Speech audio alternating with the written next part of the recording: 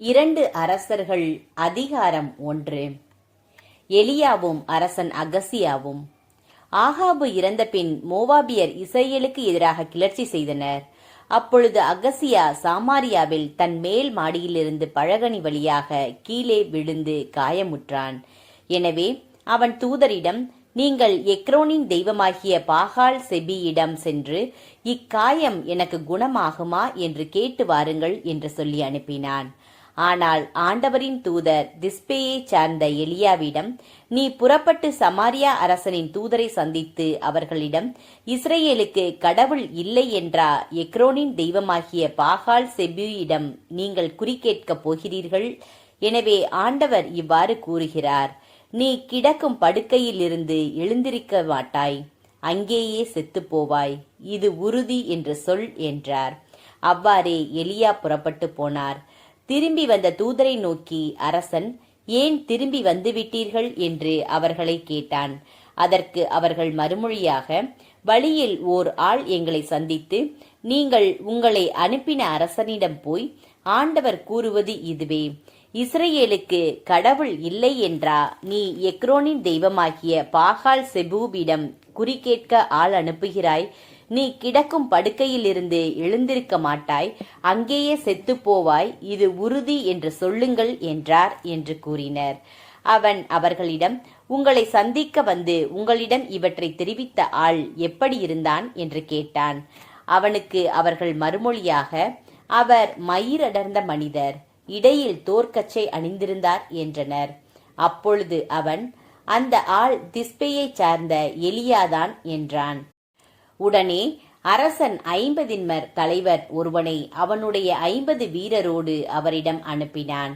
தலைவனும் சென்று ஒரு மலையின் உச்சியில் அமர்ந்திருந்த எலியாவைக் கண்டு அவரிடம், கடவுளின் அடியவரே, கீழே இறங்கி வாரும், இது அரச கட்டளை என்றான். எலியா 50 தலைவனுக்கு மறுமொழியாக, நான் உண்மையாகவே கடவுளின் அடியவனாய் இருந்தால் வானின்று நெருப்பு இறங்கி வந்து உன்னையும் உன்னோடு இருக்கும் 50 பேரையும் சுட்டெரிக்கட்டும் என்றார். உடனே வானின்று நெருப்பு இறங்கி வந்து அவனையும் அவனோடு இருந்த 50 பேரையும் சுட்டெரித்தது. அகசியா மீண்டும் வேறொரு தலைவனை அவனுடைய வீரரோடு அனுப்பினான். அத்தலைவனும் மேலே ஏறிச் சென்று எலியாவிடம், கடவுளின் அடியவரே, விரைவாய் கீழே இறங்கி வாரும், இது அரச கட்டளை என்றான். எலியா மறுமொழியாக, நான் உண்மையாகவே கடவுளின் அடியவனாய் இருந்தால் வானின்று நெருப்பு இறங்கி வந்து உன்னையும் உன்னோடு இருக்கும் 50 பேரையும் சுட்டெரிக்கட்டும் என்றார். உடனே வானின்று நெருப்பு இறங்கி வந்து அவனையும் அவனோடு இருந்த 50 பேரையும் சுட்டெரித்தது. அகசியா 3ஆம் முறையாக தலைவன் ஒருவனை அவனுடைய 50 வீரரோடு அனுப்பினான்.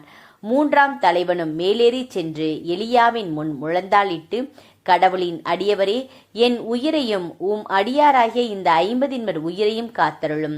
வானின்று நெருப்பு இறங்கி வந்து முன்னைய 50 தலைவர் இருவரையும் அவர்களுடைய 50 வீரர்களையும் சுட்டெரித்து விட்டது. எனவே இப்பொழுது என் உயிரை காத்தருளும் என்று மன்றாடினான். அப்பொழுது ஆண்டவரின் தூதர் எலியாவிடம், அவனோடு இறங்கி செல், அவனுக்கு அஞ்ச வேண்டாம் என்றார். எனவே எலியா எழுந்து அரசனை பார்க்க அவனோடு இறங்கி சென்றார். அவர் அரசனை நோக்கி, ஆண்டவர் கூறுவது இதுவே, இறை உளத்தை தெரிந்து கொள்ள இஸ்ரவேலுக்கு கடவுள் இல்லை என்றா நீ எக்ரோனின் தெய்வமாகிய பாகால் செபூபிடம் தூதரை அனுப்பினாய்? எனவே நீ கிடக்கும் படுக்கையிலிருந்து எழுந்திருக்க மாட்டாய், அங்கேயே செத்துப்போவாய், இது உறுதி என்றார். எனவே எலியா வாயிலாக அறிவிக்கப்பட்ட ஆண்டவரது வாக்கிற்கேற்ப அகசியா இறந்தான். அவனுக்கு புதல்வர் இல்லாமையால் அவனுக்கு பின் யோராம் அரசன் ஆனான். இது யூதா அரசன் யோசபாத்தின் மகன் யோராமின் 2ஆம் ஆட்சி ஆண்டில் நிகழ்ந்தது. அகசியாவின் ஆட்சியை பற்றிய பிற செய்திகளும் அவனுடைய பிற செயல்களும் இஸ்ரேல் அரசர்களின் குறிப்பேட்டில் எழுதப்பட்டுள்ளன அல்லவா?